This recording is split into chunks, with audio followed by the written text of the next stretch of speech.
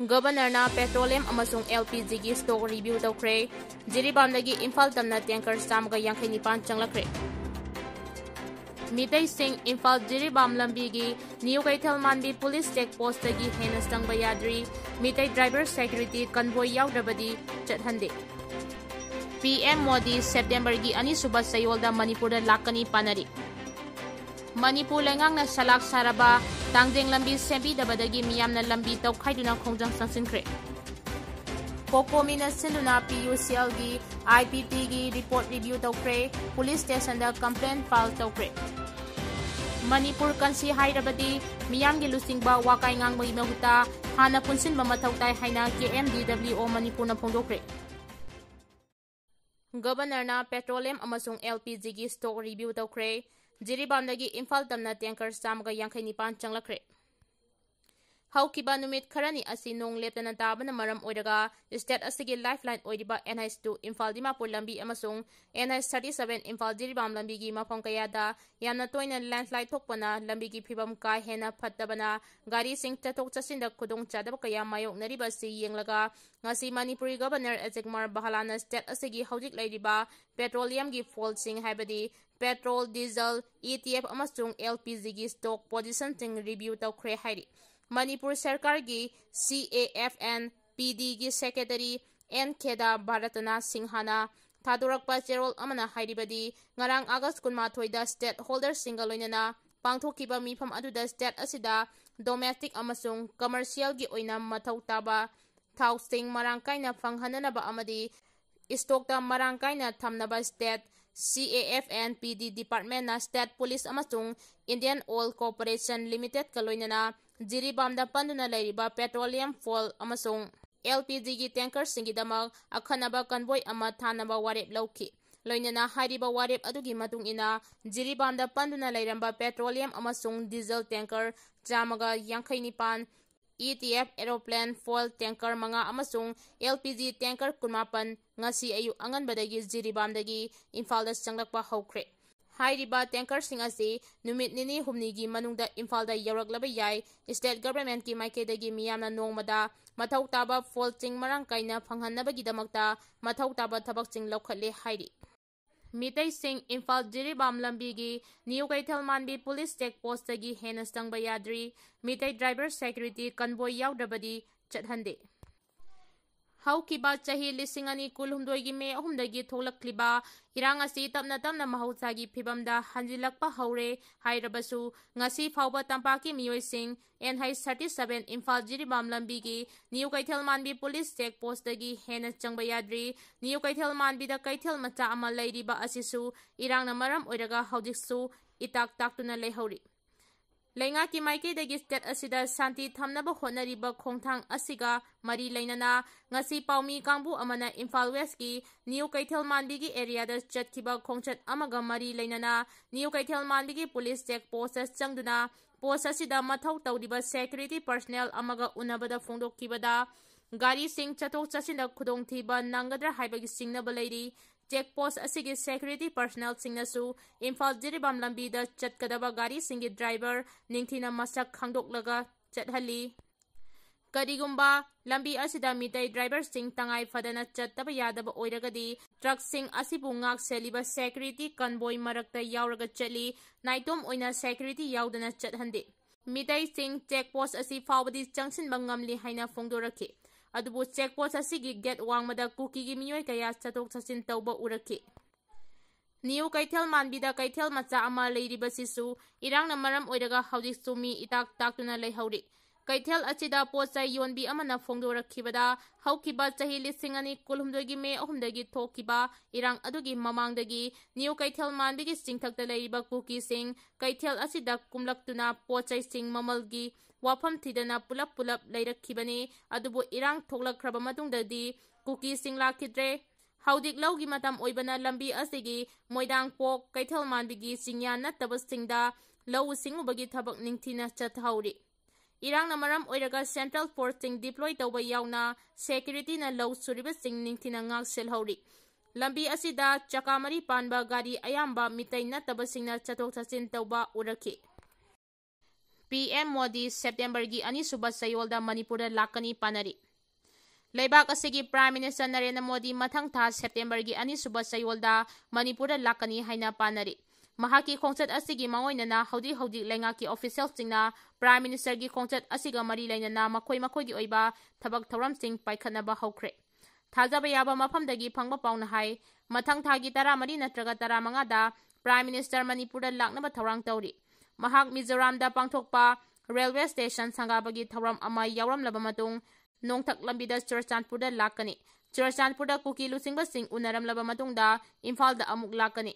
Mafam sida mahak public reception ama pangthokadra natraga pangthok loidra haibadudi chapchana khangba ngamdri nongma khaki oiba khongchat asi loiraga mahak Guwahati gi damak Imphal thadokigani.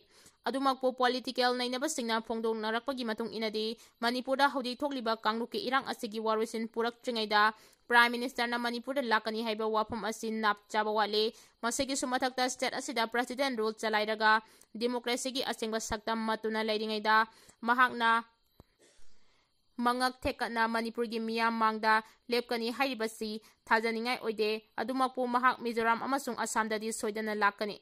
Mahaki khongchat asigi matangda BJP gi MLA kharana phongdorakpagi matung inadi haujimaki oina popular government laihalakani haibagi thajaba makti leitre. Adubu mahakna Manipurda laklamlaba matungda anoba government ama semlaklagani haibagi thajaba lei. Prime Minister na Manipurda lakningmagi wakalon asi maikai kayadagi mahakpu chatnanaba wakat lakpadagi ni hairi. Manipur lengang salak saraba tangjeng lambi sembi dabadagi miyamna lambi tawkhaiduna khongjang sangsinkre. Thawal district ki Wangkhem SC gi manung chanba Kiam tangjengdagi SCI godown taba lambi paring ase haujik salak saba phibamda leire lambi ase sembi naba lenga ki mari leinaba singda kayarak hana haijarabasu thabakta onthokpide haiduna ngasi maikei adugi khoisaunarba miyamna lambi tawthoktuna khongjang sangsinkre. Tangjeng Road Development Committee gi Thaumi Okendra Laisang Temna Phongdorakpada Kiam Haibong Leirak Litangpok Sabal Tongba Moijing Khekman amadi Laisang Temna singba kun kaya gi miyoi singna pauduna chatliba yamna maru oiba lambi amani lambi asida Food Corporation of India FCI gi godown mahaisang ani health center na singba kaya amasu lairibani lambi asi seminaba DC Thawbal PWD amadi FCI da su kayarak hana haijakre adubu ngasi fawbada tabidana lairakwa asi yamna laibak thibani haiki. Cocomi na sinduna PUCL gi IPT gi report review tawkre police station da complaint file tawkre. Delhi da best tawba PUCL kauba organization amana Manipurda thokliba irang asiga mari lainana puthokiba Independence People Tribunal report IPTR gi matangda ngasi Cocomi na sinduna ngasi Hotel Imphal gi Siroi Holder review meeting pangthokre amaromda PUCL na phongkiba report adubu yaningde amasung report adubu phongliba aduda chenariba singi mathakta ain gi oiba action laukhatkadabani haina Yangang Popi Police Station amasung Lamlai Police Station da kulkaya gi miyosina wakas cherol pisinduna complaint file tawkre.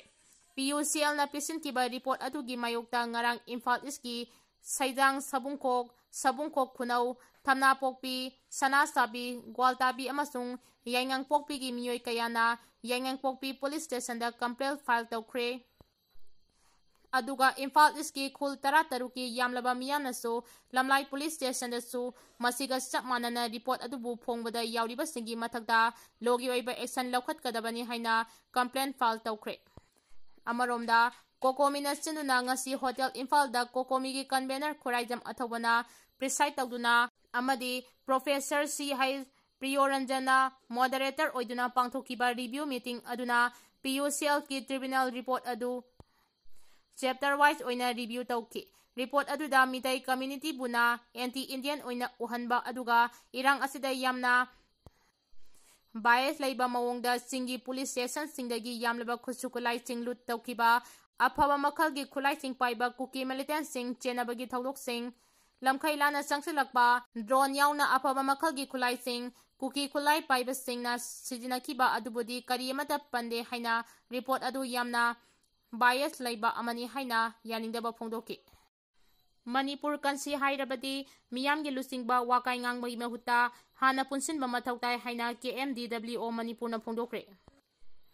Manipur apunba saktam kaiba yaroi tungi mirol kansi haiba pandamda lairiba Kangleipak Minority Welfare Organization KMDWO Manipurna Manipurda khundariba miyamgi thabak tawgani haina thorakliba Luchingba Singda thamlagliba wafamdi Furup kayana khundaduna nungsizana laiminariba aikhoigi Manipur kansi hairabadi miyamda wakai ngangduna leibaki mahuta aikhoi hana punsinba mathau tai miyangi thabak tawgani thoraklabasing hana punsinaraba matamda khaibung tabadagi mitomna khudong chaba lawba ngamloi aikoi punsinduna amata oina lepminarabadi kana amatana Manipur thugaiba ngamloi wa kairaga ising changbani haiba pauraudu ningsingsi haidi KMDWO Manipur gi cherol asin hai Manipurda khundaminariba kanglup furup singi marakta thaudok ama thorakpada miyamgi lusingbani haiduna lairiba singna santainaba purakpagi mahuta amaga khanahanba saunahanba wakai ngangba manba wahiwata kaya yaurakpa si laibak thibane